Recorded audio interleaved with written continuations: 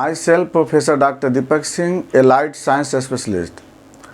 Pathology examination का हम लोग वीडियो बना रहे थे, अभी हम लोग उसी पे हम लोग आगे भी पार्ट बना रहे हैं। हेमरेज आज का टॉपिक है। हेमरेज हेमरेज से भी क्वेश्चन आता है पैथोलॉजी में। जैसे कभी पूछता है डिफाइन हेमरेज, या कभी पूछ देता है प्राइमरी हेमरेज के बारे में, कभी पूछता है एक्सटर्नल हेमरेज के बारे में। तो आपको हेमरेज से अलग अलग तरह से क्वेश्चन आता है। तो हम लोग कैसे क्या कहते हैं, पहले डिफिनीशन से स्टार्ट करते हैं।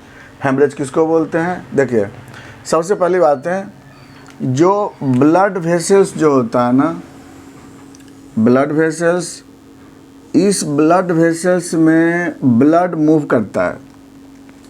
ब्लड वेसल्स में ब्लड मूव करता है और ये ब्लड पूरे बॉडी में सर्कुलेट करता है। और इसके बाद यह रहता है यहाँ पर, मान लीजिए सपोज दैट यह आपका इंटरस्टिशियल स्पेस है, यह आपका इंटरस्टिशियल स्पेस है ना, यह स्किन का लेयर हो गया। ऐसे एग्जांपल समझा एक चीज़ को।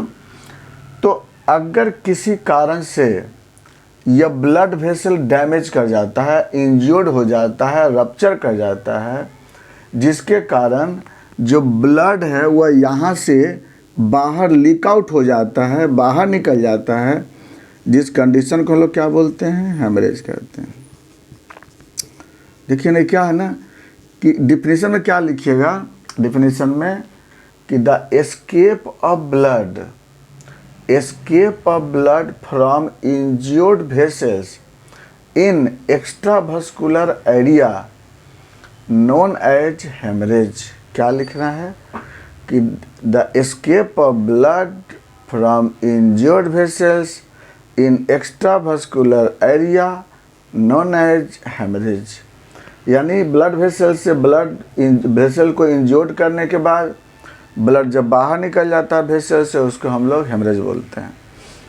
इसके बाद अगला पॉइंट लिखना होगा इसका कि यह जो हेमरेज होता है इसके कितने टाइप होते हैं, है ना, कितने तरह के होते हैं हेमरेज। तो देखिए, सबसे पहले हम लोग जो अकॉर्डिंग टू विजिबिलिटी के अनुसार से जो आपको दिखाई देता है, इसको नेचर बोलते हैं। तो अकॉर्डिंग टू विजिबिलिटी के अनुसार से हेमरेज दो तरह के होते हैं। कौन कौन सा हेमरेज होता है? एक जो आपको दिखाई देता है और एक जो आपको दिखाई नहीं देता है। तो जो दिखाई दे दिया, इसका मतलब बॉडी से बाहर लॉस हो रहा है, ब्लड बाहर लॉस हो रहा है, इसको क्या बोलेंगे हम लोग? तब उसको बोलेंगे हम लोग एक्सटर्नल हेमरेज, है ना। जैसे मान लीजिए यहाँ से ब्लड बाहर निकल रहा है और बाहर निकल रहा है यहाँ पे, तो इसको बोलेंगे एक्सटर्नल हेमरेज। दूसरा क्या बोलता है कि यहाँ से ब्लड निकला जरूर लेकिन वो अंदर रह गया वो, तो इसको क्या बोलते हैं? Internal haemorrhage. तो पहला लिखिएगा कौन सा? External haemorrhage. और दूसरा क्या लिखेंगे? इसको क्या बोलते हैं? Internal haemorrhage. तो पहला एक्सटर्नल हेमरेज का डिफिनीशन क्या लिखिएगा? एक्सटर्नल हेमरेज का फोटो से देख रहे हैं ना इसको। एक्सटर्नल हेमरेज का डिफिनीशन होता है, if escape of blood from injured vessels, है ना, with rupture of mucus layer और skin, then blood escape out from body known as external haemorrhage. Hindi में आप इसको समझ लीजिएगा कि ब्लड वेसल से ब्लड वेसल इंज्योर्ड होने के बाद जो ब्लड बाहर निकला, साथ साथ म्यूकस लेयर और स्किन भी रप्चर कर जाते हैं, जिसके कारण ब्लड आपको बाहर निकल जाता है बॉडी से, उसको बोलते हैं एक्सटर्नल हेमरेज। चाहे आपका कहीं पे स्किन कट गया हो, कहीं से स्किन डैमेज कर गया हो, वहाँ से ब्लड निकलता है, सर्जरी करते हैं उसमें ब्लड निकलता है, एनी ऑपरेशन, कोई भी ऑपरेशन के बाद ब्लड वहाँ से बाहर निकलता है, यह भी एक्सटर्नल हेमरेज का टाइप है। और यह भी एक्सटर्नल टाइप कौन सा? जो ब्लड आपका वहाँ से बाहर एस्केप होता है। किससे एस्केप होता है? स्किन के रप्चर होने के बाद, म्यूकस लेयर के डैमेज होने के बाद, है ना। तो सब एक्सटर्नल हेमरेज का एग्जाम्पल है। दूसरा एग्जाम्पल आपको क्या मिलेगा? इपिस्टैक्सिस, नोज से ब्लड बाहर निकलता है। तीसरा एग्जाम्पल है हीमेटएमेसिस, जीआईटी का ब्लड वॉमिटिंग के दौरान बाहर निकलता है। अगला एग्जाम्पल है हेमोप्टाइसिस, कफिंग के दरमियान रेस्पिरेटरी ट्रैक्ट से ब्लड बाहर निकलता है। अगला हेमाटोकेजिया, एनस के सहारे ब्लड बाहर निकलता है। हेमाचूरिया, यूरेथ्रा के सहारे ब्लड बाहर निकलता है। ये सब क्या है ना कि आपको एक्सटर्नल हेमरेज के एक टाइप्स है। ये सब एग्जाम्पल समझ में आ गया।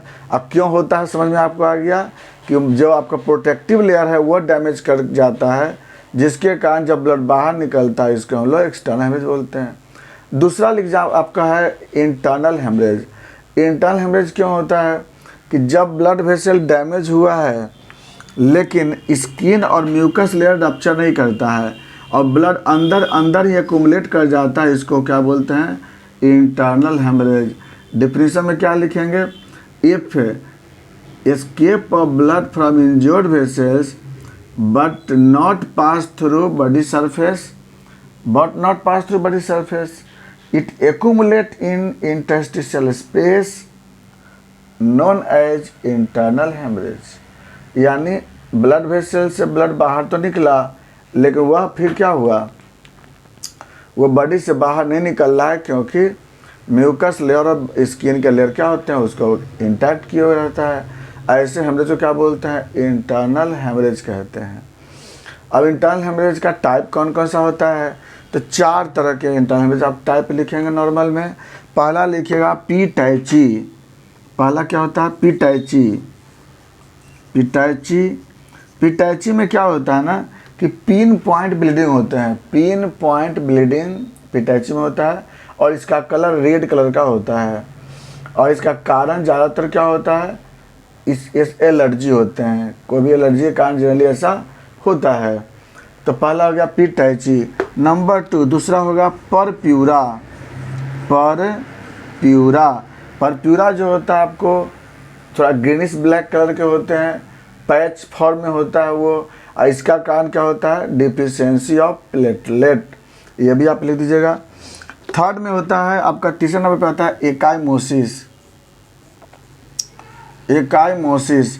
इसमें क्या होता है कि ब्लीडिंग थोड़ा ज़्यादा होता है, उस एरिया में लगभग 1 से 2 सेंटीमीटर आपको वहाँ पे डायमीटर मिलते हैं और उसका जो कलर होता है वह थोड़ा ब्लैकिश होता है और ब्लैकिश या ब्लूइश होते हैं। ऐसा कंडीशन को बोलते हैं एकाइमोसिस कहते हैं। इसका कारण क्या होता है? ब्लंट ऑब्जेक्ट से इंजर्ड होने के कारण ऐसा हो सकता है। और चौथा है हेमाटोमा। हेमाटोमा का मतलब होता है कि जब लार्ज वेसल जब डैमेज होता है उसके कारण लार्ज अमाउंट में जब ब्लड एक्यूमुलेट करता है इंटरस्टिशियल स्पेस में तो उसको हम लोग बोलते हैं हेमाटोमा। तो चौथे नंबर में आप लिख लीजिएगा कौन चीज़? हेमाटोमा। तो 4 को लिखिएगा कौन सा? इंटरनल हेमरेज का टाइप्स में। तो ये तो हो गया आपको पहला टाइप अकॉर्डिंग टू नेचर के अनुसार से। अब लिखिएगा नंबर 2। सेकेंड लिखिएगा type of haemorrhage according to time duration. Time duration के अनुसार से 3 तरह के हेमरेज होते हैं। लिखिएगा according to time duration 3 types of haemorrhage. पहला प्राइमरी हेमरेज। प्राइमरी हेमरेज किसको बोलते हैं कि जब इंजर्ड हुआ मैंने कोई एजेंट एक्सपोज किया और तुरंत ब्लीडिंग होता है तो उसको क्या बोलते हैं? Primary haemorrhage. यहाँ पर क्या लिखेंगे? If agent exposed on blood vessels then sudden bleeding develop known as primary hemorrhage। Example क्या होगा इसमें? इसका एग्जाम्पल होगा आपको जैसे ट्रॉमा, सर्जरी, ये सब क्या है इसका? प्राइमरी हेमरेज के एग्जाम्पल हैं। नंबर 2 हो गया सेकेंडरी हेमरेज। किसको बोलते हैं कि if agent expose on blood vessels but hemorrhage develop after 12 hour to 24 hour. 12 घंटा 24 घंटा के बाद जब हेमरेज होता है तो क्या बोलते हैं? Known as secondary haemorrhage. इसका एग्जाम्पल क्या होगा? हाइपरटेंशन। तीसरा है आपको टर्शियरी हेमरेज। सॉरी एक मिनट, यहाँ पे आपका सेकेंडरी जो था ना थोड़ा सा मिस्टेक हो यहाँ पर। सेकेंडरी हेमरेज नहीं, बीएस में होता है रिएक्शनरी हेमरेज होता था। प्राइमरी फिर से रिपीट कर देते हैं। प्राइमरी हेमरेज किसको बोलते हैं कि जो हेमरेज आपको सडन एजेंट एक्सपोज किया है उसके बाद जब ब्लीडिंग होता है तो उसको बोलते हैं हम लोग प्राइमरी हेमरेज। जिसका एग्जांपल है आपको ट्रॉमा और सर्जरी। दूसरा है आपको सेकेंड रिएक्शनरी हेमरेज, यहाँ पर रिएक्शनरी बोलना था हमको। रिएक्शनरी हेमरेज किसको बोलते हैं कि जब agent expose on blood vessels then haemorrhage develop known as reactionary haemorrhage. और ये कितना देर के बाद होता है हेमरेज? होता है 12 घंटा से लेकर के और 24 घंटा के अंदर होता है हेमरेज। इसको बोलते हैं, इसका कॉज क्या है? हाइपरटेंशन। तो if agent expose on blood vessel then haemorrhage develop within 12 to 24 hour known as reactionary haemorrhage. और एग्जाम्पल होगा हाइपरटेंशन। तीसरा है सेकेंडरी हेमरेज। सेकेंडरी हेमरेज किसको बोलते हैं कि if agent expose on blood vessels then bleeding develop कब? After 5 to 7 days known as secondary haemorrhage. और इसका एग्जाम्पल क्या है? फ्लेबाइटिस सबसे बेस्ट एग्जाम्पल है, विटामिन के डिफिशियंसी। तो ये सब आपको होता है सेकेंडरी हेमरेज। यानी 3 तरह के हेमरेज हो गया, primary haemorrhage, reactionary haemorrhage and secondary haemorrhage. अब आते हैं हेमरेज का अगला टाइप लिखिएगा अकॉर्डिंग टू सिविरिटी के अनुसार से, यानी ब्लीडिंग लॉस के अनुसार से। तो पहला हो जाएगा माइल्ड हेमरेज। तो माइल्ड हेमरेज किसको बोलते हैं? लिखिए पहले वहाँ पर कि इफ ब्लीडिंग या escape of blood less than 10% of total blood volume, इसको क्या बोलते हैं? Mild haemorrhage. दूसरा लिखिएगा मॉडरेट हेमरेज। मॉडरेट हेमरेज किसको बोलते हैं? इफ ब्लड लॉस या haemorrhage develop from 10% to 20% of total blood volume known as moderate haemorrhage. तीसरा होता है सीवियर हेमरेज। सीवियर हेमरेज किसको बोलते हैं कि if blood loss 20 to 30% of total blood volume known as severe haemorrhage. और एक होता है वेरी सीवियर हेमरेज, यानी blood loss more than 30% of total blood volume known as very severe haemorrhage. इतना के बाद आपको क्या लिखना है? कॉज लिखना है। कॉज में क्या होगा? हेमरेज का क्या कारण होता है? तो सबसे पहला कॉज लिखिएगा ट्रॉमा, दूसरा है सर्जरी, तीसरा है vitamin C deficiency, vitamin K deficiency, platelet deficiency, clotting factor deficiency, है ना। इसके बाद तो आप कुछ लोकल कॉज लिख देंगे वहाँ पर। लोकल कॉज के मतलब लिखेंगे सिस्ट ट्यूमर, अल्सर, वुंड, ये सब क्या हो जाएगा? उसका कॉज लिख देंगे। अब इसके बाद लिखिए इसका इफेक्ट, है ना। हेमरेज के कारण क्या क्या इफेक्ट होगा? तो सबसे पहले लिखिएगा number 1 blood pressure fall, BP fall कर जाता है। नंबर 2 हाइपोवॉल्यूमिया, यानी बॉडी से ब्लड वॉल्यूम लो हो जाते हैं। अगला ब्लड विजन। अगला faintness.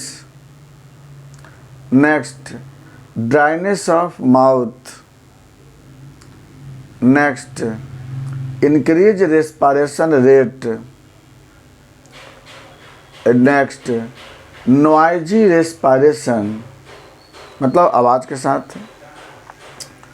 Next decrease urine output. ये सब आप हेमरेज का इफेक्ट लिख देंगे। अगला लिखना होगा इसमें इन्वेस्टिगेशन। हेमरेज का पता कैसे लगाएंगे हम लोग? किस किस चीज़ से पता लगाते हैं? तो सबसे पहले आप जांच में लिखिएगा BT, मतलब ब्लीडिंग टाइम। सबसे पहला लिखेंगे ब्लीडिंग टाइम, क्या रहेगा? इंक्रीज। दूसरा लिखिएगा क्लॉटिंग टाइम, क्या रहेगा? इंक्रीज।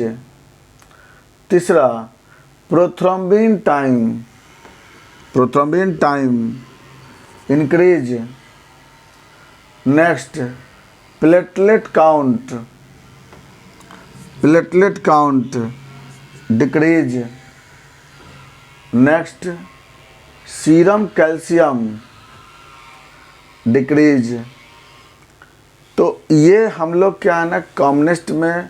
और एक बात और भी, जिस ऑर्गन से हेमरेज होता है वहाँ का स्पेसिफिक इन्वेस्टिगेशन भी जैसे स्कोपी के द्वारा पता लगा लेते हैं। जैसे नोज ब्लीडिंग होता है तो राइनोस्कोपी, अगर थ्रोट ब्लीडिंग हो रही है तो लैरिंगोस्कोपी, अपर जीआईटी ब्लीडिंग हो रही है इंडोस्कोपी, अगर रेस्पिरेटरी ट्रैक्ट से ब्लीडिंग हो रहा है ब्रोंकोस्कोपी, रेक्टम से ब्लड आ रहा है सिग्माइडोस्कोपी, वेजाइनल ट्रैक्ट से आ रहा है कोल्पोस्कोपी, यूरिनरी ट्रैक्ट से आ रहा है ब्लड तो सिस्टोस्कोपी। ये सब भी आप अगर याद रहे तो आप लिख सकते हो, वरना इतना आप लिख देंगे सफिशिएंट है। एक बार रिपीट कर देते हैं आपको हम। हेमरेज का क्वेश्चन में सबसे पहले हेमरेज का डिफिनीशन आप लिख देंगे कि escape of blood from injured vessels in extravascular area, इसको हेमरेज बोलते हैं। नंबर 2 में आप लिखेंगे टाइप ऑफ हेमरेज। पहला टाइप लिखेंगे अकॉर्डिंग टू नेचर के अनुसार से। नेचर के अनुसार से 2 तरह के हेमरेज होते हैं, external haemorrhage and internal haemorrhage. दूसरा है आपको टाइम ड्यूरेशन के अनुसार से। टाइम ड्यूरेशन के अनुसार से हेमरेज 3 तरह के होते हैं, प्राइमरी हेमरेज, रिएक्शनरी हेमरेज और सेकेंडरी हेमरेज।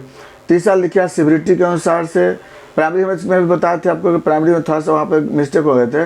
प्राइमरी हेमरेज किसको बोले थे आपको कि इंजुरी एजेंट के एक्सपोज करने के बाद सडन हेमरेज होता है तो प्राइमरी बोलते हैं। रिएक्शनरी बोलते हैं कि एजेंट एक्सपोज होने के बाद 12 से 24 घंटा में होता है, रिएक्शनरी बोलते हैं। और सेकेंडरी किसको बोले थे कि जब 5 to 7 डेज में हेमरेज होता है तो उसको सेकेंडरी बोलते हैं। उसके बाद बोले थे आपको सिविरिटी के अनुसार से 3 तरह के होते हैं, mild, moderate and severe, very severe, 4 तरह के होते हैं। इसके बाद बताए थे आपको हम इसका इफेक्ट कि हेमरेज होने से बॉडी में कहाँ कहाँ इफेक्ट होता है। और इसके बाद हम लास्ट बताए थे आपको इसका इन्वेस्टिगेशन। तो ये था आपका हेमरेज के बारे में। बाकी बातें चल लेंगे नेक्स्ट वीडियो में। Thanks for watching.